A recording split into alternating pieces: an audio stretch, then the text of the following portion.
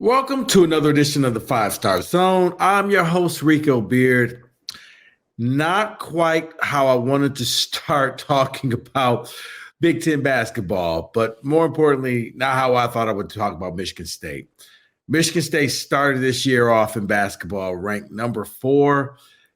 And it's kind of funny because, ironically enough, as I was preparing to do this, I saw that Joe Lenardi, who does bracketology, kind of echoed my sentiments.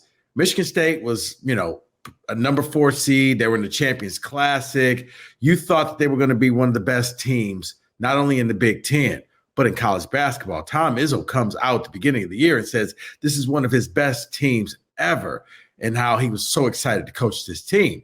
Funny thing happened along the way to the season.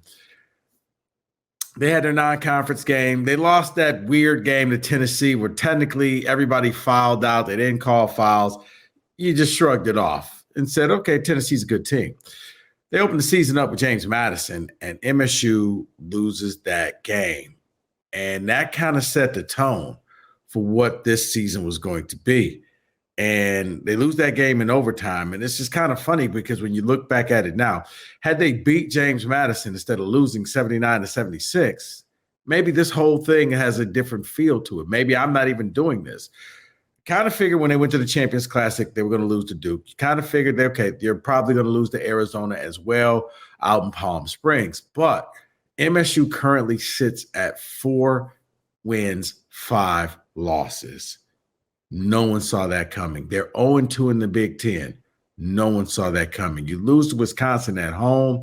Haven't lost to Wisconsin at home in a long time. You lose on the road to Nebraska. You haven't lost on the road to Nebraska since 2016, where, let's face it, some of your team was still in middle school when that happened.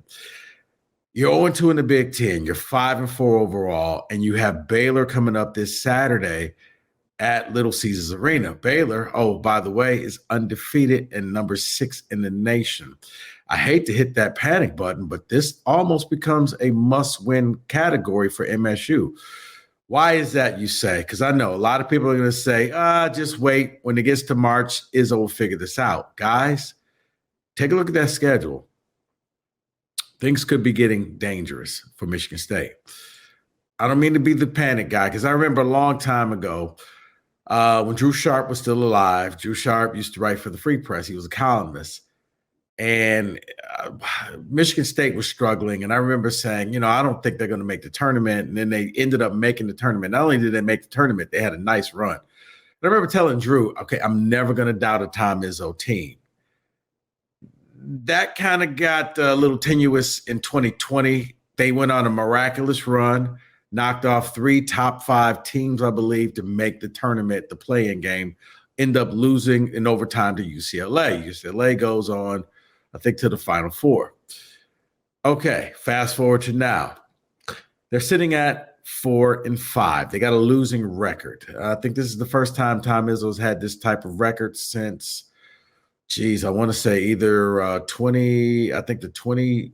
2002, 2003 season, and going back to the first year he was a coach in 1995, 1996, 95-96 year.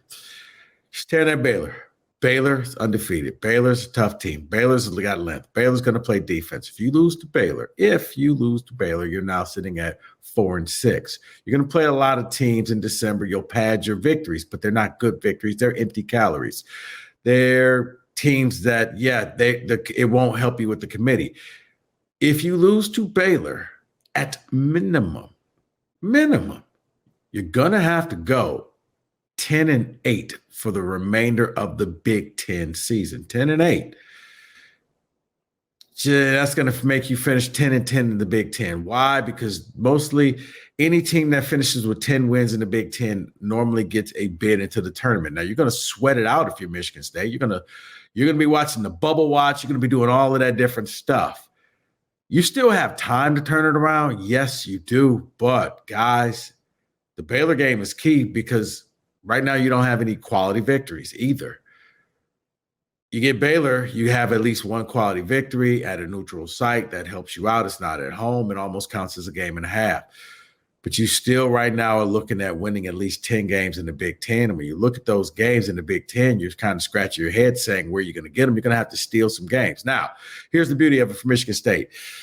We all know the problem. You're not getting any production in the big men. As a matter of fact, they played Nebraska, and my God, between Matty Sissoko and Carson Cooper, they finished a combined 2 points, 3 rebounds. Put that in perspective, Jay Nakins, the combo guard, shooting guard, had 4 rebounds. He out-rebounded those 2 guys by himself. If you're Michigan State, you're not getting any productivity in the low post. Stephen Bardo was even talking about that if you watched the game. I mean, Robbie Hummel talked about it after the game on the Big Ten Network. I mean, this is glaring. This is nothing new. So I'm not giving you anything new. If you're a Spartan fan, you're frustrated because not only did you have a bad football season, the basketball team was supposed to be that magical elixir to make you forget about Mel Tucker and everything that happened with the football team. That's not happening. So here we are. We're stuck. Now, what's the problem? Teams keep having slow starts. The big men can't do anything down low. Xavier Booker's not playing. Now, Izzo, I don't know why he's not playing. Booker's rather thin. And I think Tom is thinking that Booker can't handle himself down low against any big body person, especially in the Big Ten. But it gets to the point where you got to start questioning the coach and say, well, it can't be much worse than what I'm seeing with Sissoko and Cooper. At least put him in there. At least you see what happens. Different position, but I remember Doug McDaniel, for the point guard for Michigan. He goes into the game last year and he looked like he was going to be an utter disaster. And you're like, wow, what is Juwan doing? Like, man, are you just giving up hope? But the thing is, he got in there, he started playing, he got better to now he's one of the better point guards in the Big Ten. Same with Xavier Booker. I mean, at least if you put Booker in there, he could do the pick and pop. When you do the high screen and roll, he could stand out there. He could shoot the 3. He's a threat. Right now, when Matty is out there or Carson Cooper is out there and they do the high screen, if you're a defender, you don't have to defend anything. They're not going to hurt you. They're not going to shoot the ball. They're not going to do anything but do a screen, which almost allows you to kind of double team Tyson Walker or AJ Hogard or Jay Nakins, whoever is at the high ball screen. Also, you're getting nothing down low. Now, for Michigan State, I'd like to see Booker get more time. But the other thing is Jackson Kohler. Jackson Kohler's the power forward. He hurt his foot. He hasn't played all year. For those Michigan State people who went to Moneyball, you saw Jackson Kohler lit up the gym. Now, I know Moneyball does not translate. Moneyball success doesn't translate to the regular season. Cue all the tum-tum narrative and all the stuff that, I remember Russell Bird. Okay, you know what, guys? I'm not – let's move past that. All I'm saying is if Jackson Kohler can come in and give you at least 10 points and 8 rebounds, I think that could help out this Michigan State team. Why? It alleviates pressure off the point guard of Tyson Walker and AJ Hogard, Jay Nakins, Trey Holloman. They don't have to do everything. Jeremy Fears. They don't, because right now you're a jump shooting team. And when the jump shots are not falling, when the 3-pointers are not falling, as you see, this is how you quickly fall to a 4-5 record because you can't get anything down low. Michigan State hasn't really had a down low presence since Yeah, Xavier Tillman. 2019 was probably the last consistent low post presence that you had. You don't have that. Kohler can give you that. He has a down low game where you can dump it into him and he can score. He can get the rebounds. Not only that, but now teams have to respect that. And if he is scoring, it leads for wide open 3-pointers and jumpers because he can kick it out.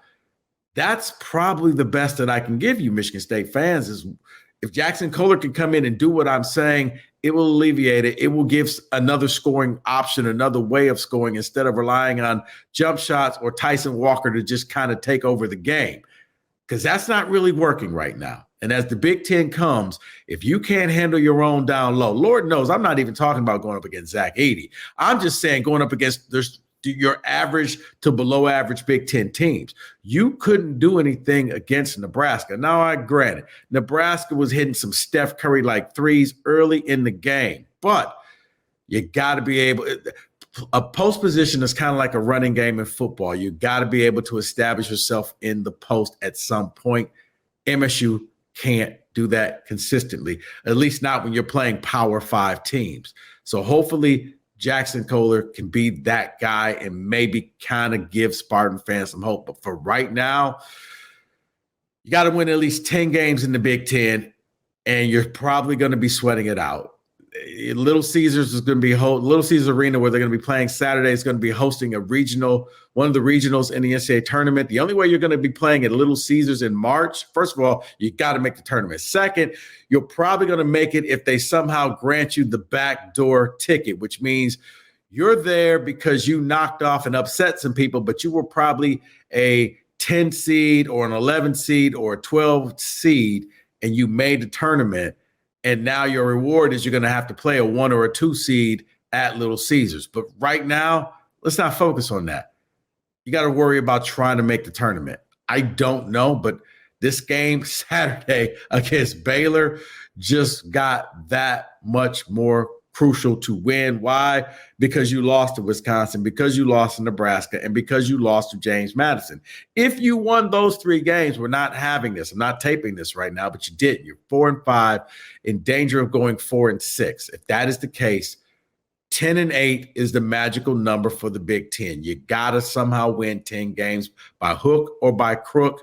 There's a lot of games. You're going to have to steal some on the road. You're going to have to do whatever you have to do. If you can win more than 10 games, then you go into March, and then all those people that just say that January, February Izzo, wait till March, you'll have that.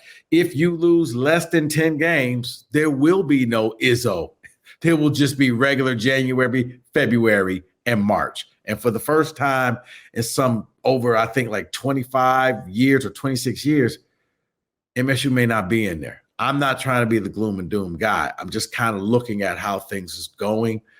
It's not setting up very well. You can still fix this if you're a Spartan fan, but it's going to take at least 10 wins in the Big Ten in order to secure a spot in the tournament. And that spot may be another time playing in the playing game, where Spartan fans may have to go down to Dayton to watch this team and cheer them on just so that they can get into the actual regular tournament.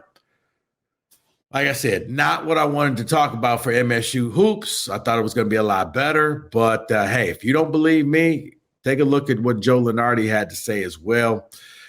But for now, I'll be back later on this week with Howard Griffith. But thanks for watching, listening. Keep liking, subscribing. And, guys, if you ever have any suggestions for a topic, feel free to hit me up on Twitter at Rico Beard. But until I see you the next time, thanks for watching and listening. You've been watching the 5 Star Zone.